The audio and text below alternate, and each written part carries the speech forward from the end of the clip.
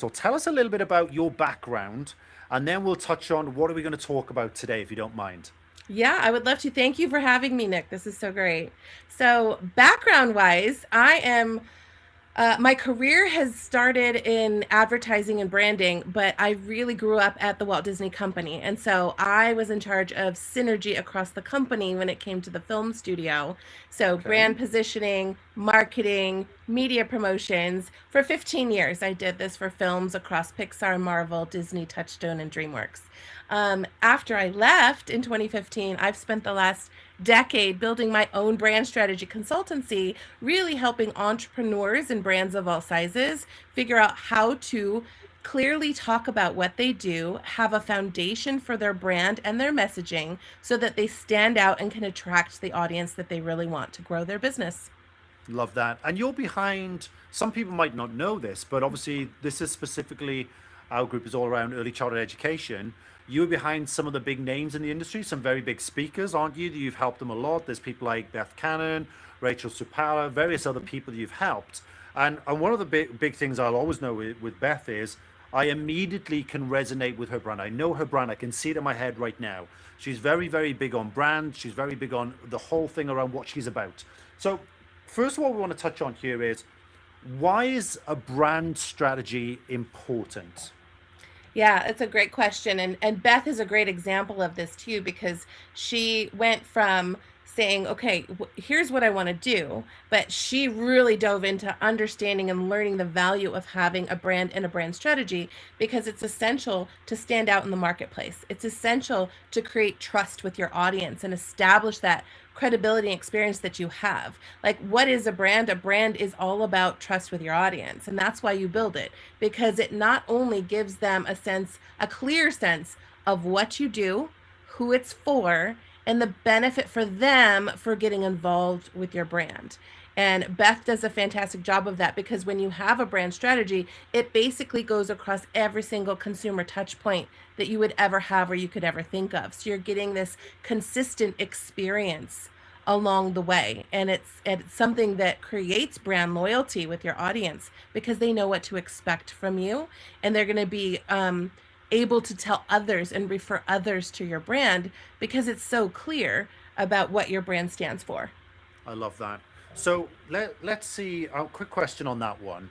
Sometimes people can cross over or misunderstand the difference between brand identity, culture in the center.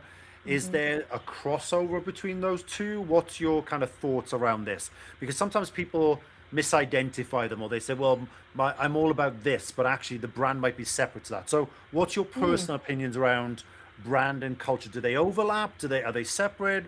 What's your thoughts around that? I think they overlap. If they have anything to do with your business and the business that you're growing, that is a part of your brand. And so every single component that comes with it, whether it's they find your website, they land on your social media, you're giving them a tour of your school, you're doing an interview, you're speaking on stage, you're writing a book and you're putting your philosophy or your approach forward, no matter what it is you're doing or how you're showing up, culture specifically is the experience in your school, whether it's between you as the owner and your teachers or your teachers and your students. It flows all the way down and all the way across. And honestly, one of the best things you can do for growing your positive brand perception is to create a very clear and consistent experience, and that goes across all levels. Love that. What's this kind of starting point? Where should someone start if they haven't really focused on this? Because one of the things I know we're going to talk about a little bit later on is the difference between personal brand and business brand, for Mhm. example. But where does someone start if they're just starting out and they haven't really started to build a brand? What would be your kind of top things they should be working on right now? Yeah, it's a great question.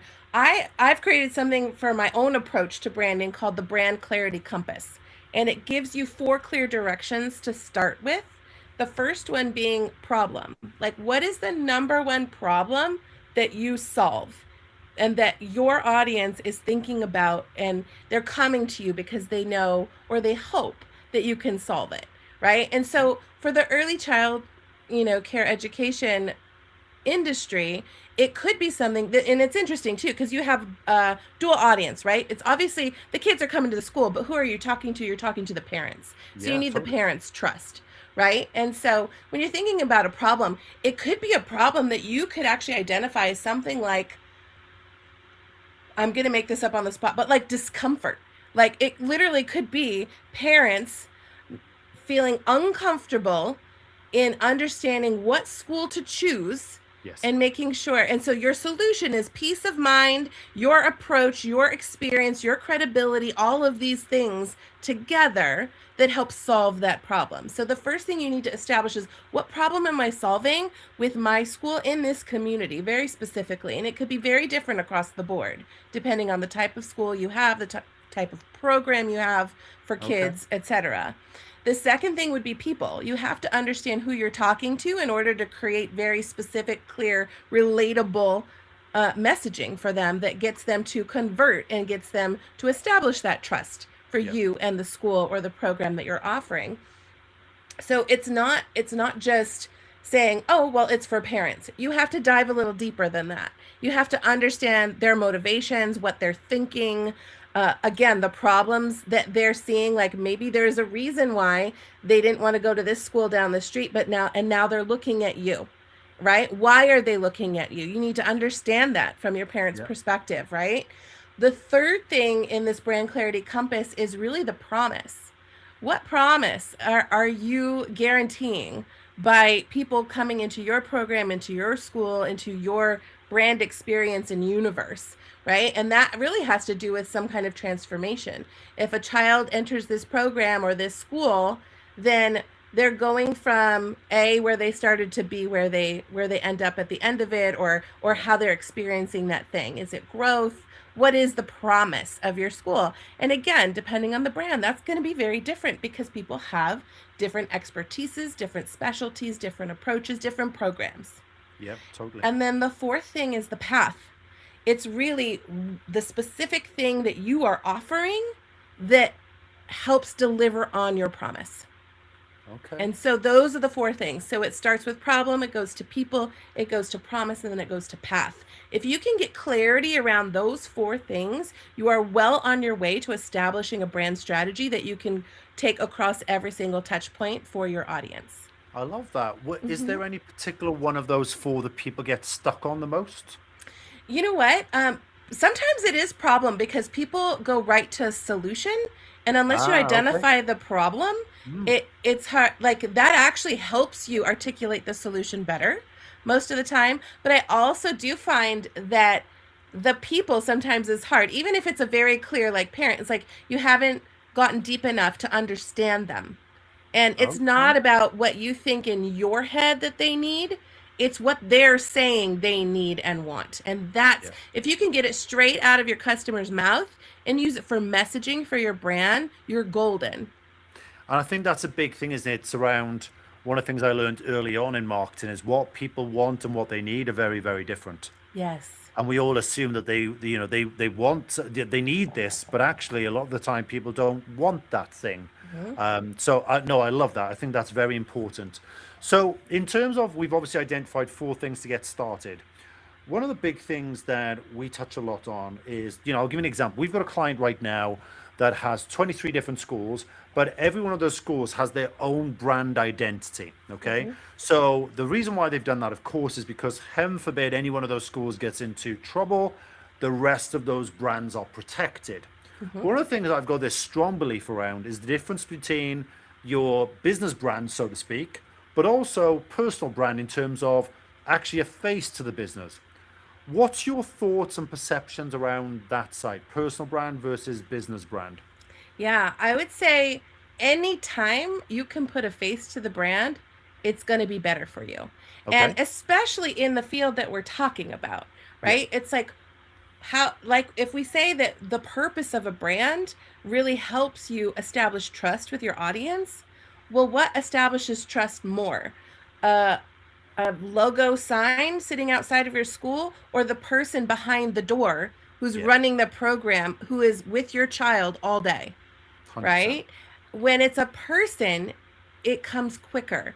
And there's, people trust people first, right? They Yeah. will choose a program based on the person. You've seen this in all levels of school too, even up 100. through college, where it's like, I don't know about the topic of this class for my college, but I know the professor's great, so I'm going to take it.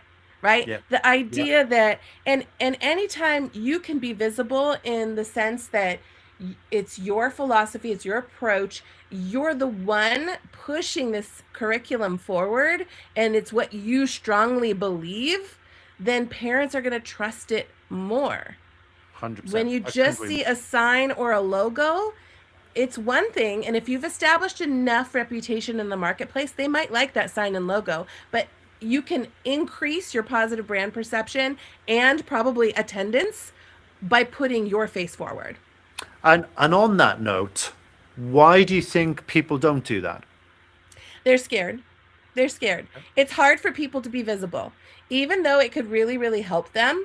Like, it's not so hard when it's like one on one. So, like, if parents and children show up for a school tour, so Yes. easy for the owner of the business to come and meet them and say hello and, you know, tell them about the school and show them the school. But sometimes when it comes to social media and all the new ways of doing it that change, you know, 5 times a day, Yeah. Yeah. of what works and what doesn't, that can be overwhelming. But also showing up with your face is very vulnerable. And I get it. But it's also, if you just think about it in terms of less about it being about you and more about being, when you show up, you're serving. You are serving your audience by showing up, because if you can show up and share, that's going to create this trust and establish your credibility. And people are going to know what sets you apart more because you've shown up for your brand. I love that. And I think there's something I tie into that as well, is that there's always going to be people that know more than you, but there's also going to be people that know less than you. And I think particularly, I think we have to see it as our duty, particularly in the early childhood education space, that it's our duty to provide that information, that advice and guidance to parents to be, new mums, new dads, etc., that might not have gone through any of this before. Maybe childbirth is new to them, dealing with toddler tantrums might be a new thing, etc. There's all different scenarios that actually we should be trying to serve people more. And I Mm-hmm. think sometimes there's a danger. We see this a lot in our industry where people will just, with a great disrespect, hide behind their brand name and Mm-hmm. not actually be a face of that. So, on that note, how have you coached or encouraged people to maybe start to become that face? Because it's a Mm-hmm. big step. What would you say the first couple of points they need to do? It is a big step. It does not mean you need to show up on day one, turn your phone to your face, and talk straight into the camera at your audience. You can, if you're comfortable, go for it. But honestly, the way I have people start is by having other people film you. So this can just be B-roll, meaning you're not even talking to the camera. It could be showing you walking across campus, interacting with a child, Yeah, whatever it is. And then you're putting graphics and words that you want them to know over that footage. But but yeah, you're showing up still, right? The other way I've coached people to do it is to just do audio to start. Right? You can show whatever you want. Kids on the playground, kids in the classroom, kids having fun, teachers doing their job and teaching a specific curriculum for this time of year. But your audio can talk about the promise, can talk yes, about the people, can talk about the problem that they're solving, whatever it might be. And so those two things I have found very helpful for people. And then they get a little bit more used to and acclimated to showing up in that way, sharing their voice, which is sharing their message and sharing their approach and what sets them apart and what they stand for with their yeah, program, but then also showing more of their program and their school, obviously with the right permissions, right? yeah, yeah, but 100%. that really does help people, and people won't know the difference. Like, even if you're never doing what we're doing now, face to camera, and you're just talking and giving tips or pointers or whatever, they won't know the difference because they're seeing you. And Yeah, the third way I would say is to have someone else, and it could be someone from your program or whatever, interview you yeah. for Love social, that.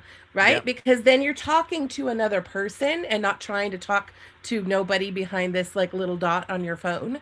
Yeah. And then you're more comfortable. You're just answer. It's like you're answering questions from a parent or you're answering questions from a fellow teacher, and it just comes out more naturally. I love that. I remember my son jumped up on stage once when he was 7 at one of our live events, and he turned around and he'd taken some pictures of my wife doing a video, and all the footage had changed where she didn't realize she had this filter on her face, and it kept changing every few seconds, and she had no idea how to switch it off. But he got up on stage and said, "When you first start doing video, you'll suck, and then you'll eventually suck a little bit less." And he kept putting these videos up of my wife, and she had no idea they were going to come up on stage to show these pictures. But the point he was trying to make was that eventually you'll suck that little that you actually become good. And I think it's that overcoming that barrier to actually just getting your face out there, putting yourself out, and just, Yeah. showing that you have value to give to people. Yes. And honestly, I've heard this so much just in giving speeches too, but it goes for showing up on video on social media or whatever you want to do, is when you're so concerned about how you look and how you sound, you're making it about you. Yeah. You're making it about you. And instead, if you just switch your focus and say, just like you would in a classroom or in a program, how am I serving my audience right now? 100%. What can I share with them that's going to make them more comfortable, more excited, have more fun, whatever that is for your brand? You just think of how am I serving? And then that switches the perspective immediately. 100%. I couldn't agree more with you. And the thing is as well, one of the big things we're all about here at CBG is this family run facilities, because there's lots and lots of corporate chains out there. There's big multi-site operators, and yes, there's a place for everyone. But the reality is that if you're just running the same kind of social media content, same ads online, the difference between one logo and another logo really isn't going to have that much of an impact. But what I love about creating content, as you've said, Hilary, regardless of what type of content it is, it's personalized to you. And it's all about you. No one else can produce that same content. No one else can produce that tone of voice, etc. One of the ones that I want to go on to, if you don't mind, is around people are worried about upsetting someone or someone saying something bad about them. My personal perception around this is we almost have to be polarizing and realize that if we want to make an impact on the world, we can't just be neutral by staying in the middle. What's your thoughts around that side? Is that ever come up when you're coaching people around this topic? Yeah, I think honestly these days I think there's so many people worried about being canceled in general, right? Like Right. how do I show up and do that well so it's helping my business and never hurting my business. And I think part of what you need to do to start is no matter what it is you're doing and putting out there, before you put it out there, you have to ask yourself, what's the purpose of this? Yeah. You have to understand what is the purpose of, even if it's just one single post on Instagram or Facebook. What's the purpose of this post? What am I trying to convey, or what am I trying to get my audience? What action am I trying to get them to take? So there's 100%. that part of it. But also, branding, to create a brand means you want to stand out. You want to stand for something different. And so I'm a big advocate for the idea of, if this is what's going on in your industry, what can you pinpoint to disrupt whatever the norm The is of that norm. industry, Yeah. as long as that's authentic to you? I'm not talking about disruption for disruption's sake, Yeah. but like, where in your industry do you go against the grain? And when you highlight that, that does make you stand apart. That does take you out of that neutral middle Yeah. and make people pay attention to you. And 100%.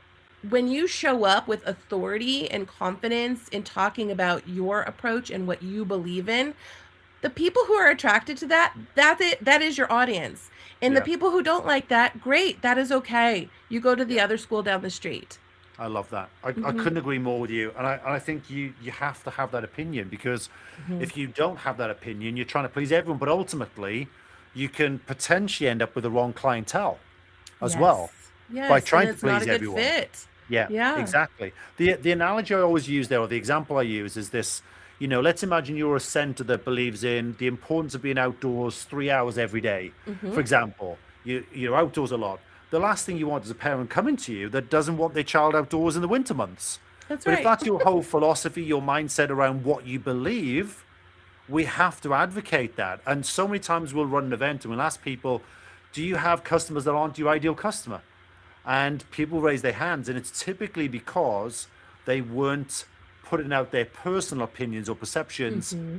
early enough, and they just end Yeah. up attracting potentially any parent or family that Yeah. but doesn't suit their brand. Yeah, I think actually my daughter's preschool is a very good example of a very well established brand that very much stands out in the market that we're in.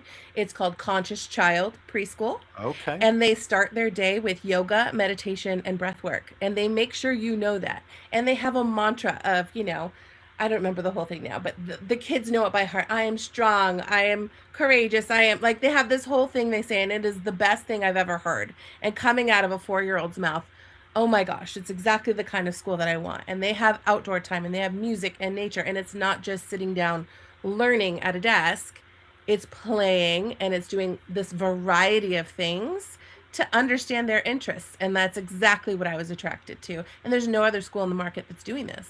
No. Now let me ask you, since your child has been going there, or you found out about this brand, how many people would you probably say you've told about that experience? Oh, so many. Yeah. So many. I mean, I probably can't even count, honestly. Yeah. I advocate for it all the time. There's a wait list to get in for a reason, That's it. right? And so Yeah. that is what you want for your program. You want the demand to rise so high that you're always booked. You always have the opportunity to invite more people in. Yeah. So that is the power of saying what you believe, because not all the families in my town, I will guarantee you, want their child starting their day with 100%. meditation and breath work, Yeah. right? I But the couldn't agree people more. who do, like, they're like flocking, right, Yeah. to this center. Yeah. I love that. I love that. And I guess they're creating content around that side Yeah, because they post a lot on Facebook and they're always talking about their curriculum, their approach, which is called Origins, I think. so they've got All their the own things unique name as they well. have, yep, they have a unique name. They're always showing. So this is an important part of brand and storytelling of all kind. Instead of just telling, they show, Yeah. right? You're not just telling what you do, telling what you believe in. You're showing how you embody it and you're showing how the kids are actually doing it. I love that. Yeah. There's another example. We've got a lady called amazing individual, Dr. Deborah Tillman, Hmm. and she was the former US super nanny. Now, she owns two childcare centers, but if you ever want to take your child there, yes, there's a wait list, but secondly, the parents have to go through a 7 week onboarding program. Okay. That's Now, again, amazing. people's perception that some parents will be, there's not a chance Mhm. I'm going through a 7 week onboarding program, but there's parents queuing to wait to get in there because one of the big things she believes is having that background is the Mhm. importance of the parent's role in the child's education. So good. I love that. And honestly, I've even told my child's preschool teachers, I said, you should have parents' night to teach the parents Yeah, the curriculum so that we can continue it at home. Because, like, 100%. she'll come home, my daughter will come home and say something. I was like, wait, that's amazing. Tell me more Yeah, about that. yeah. Right. Love And that. so I Yeah. think that's an amazing approach because it doesn't just happen because they go to school. If you can continue it at home, then that becomes what your child is learning and growing with. Yeah, Yeah, it's great. I couldn't agree more with you. I love that. So, Hilary, I could talk to you forever about this. What would you say your top three tips to people would be? So, someone's listening to this right now. Hmm. Maybe they've got one center, they don't have anything yet, or they've got multiple locations, but they don't feel their brand's established. Hmm. What would be your top kind of three tips for people to go away and get started? We talked about the brand compass. Yep. We talked about how people, the four key principles of that. What else? What other two things would you recommend that people then go away and start to do off the back of this? Yeah. One would be what sets you apart in your market. And that could be any number of things, honestly, but it could be the specific curriculum. It could be your very cool blended experience and what you're bringing to the table or the types of teachers you're hiring, whatever it is. But what sets you apart, right? So there's the foundational brand clarity compass, the problem, people, promise, and path. Yeah, What sets you apart? And then the third thing I would say, which a lot of people tend to skip, is your values. And this is where the business brand and the personal brand can very much blend together. And so that's articulating the values that you operate by, live by every day, that filter throughout your entire program. And those actually can be something that sets you apart too, Yeah, totally. right? If you decide, I'm going to make this up, community is your number one core value, and how you integrate parents and neighbors and grandparents with the children and the teachers, and Yeah, right, that could be something that sets you apart dramatically. So thinking about your values and how you actually, and not just to write them on paper, but because this is how you show up in your program and in your curriculum, and how you work with your teachers as well as your students every single day. I love that. It's oftentimes also great if you don't have those, if you already have a team, to sit down with the team and come up with them together. Yeah, we advocate that a lot. It's Yeah. get them on board with it because they're technically living and breathing that every day, aren't they? Really, Yes. Yes. I love that. So, Hilary, if someone wanted to find out more about the work that you guys do, where could they go to find out some more information about Yeah. you? Yeah, you can go to hilaryhartling.com. I'm also across social media at Hilary Hartling. Hilary's with one L. I also am the Chief Brand Officer of Growth Mode Agency, which is growthmodeon.com, where we actually handle and do for you, right, your personal brand and building your thought leadership. So I do both sides. I work with individuals and teams in terms of building brand strategy for businesses, but also work with personal brands and growing your platforms. I love that. So, Hilary, I'm super grateful for you jumping on today. I'm so grateful that we got introduced to the amazing Beth Cannon, bless her. And I'm sure lots and lots of people are going to reach out to you off the back of this. Of course, everyone, if you have any questions, as always, make sure you put them in the comments. We'll make sure we tag Hilary in as well so she's aware of those. Hilary, thank you so much for jumping on with me once again. I really appreciate you giving up your time. Thank you so much, Nick. This was great.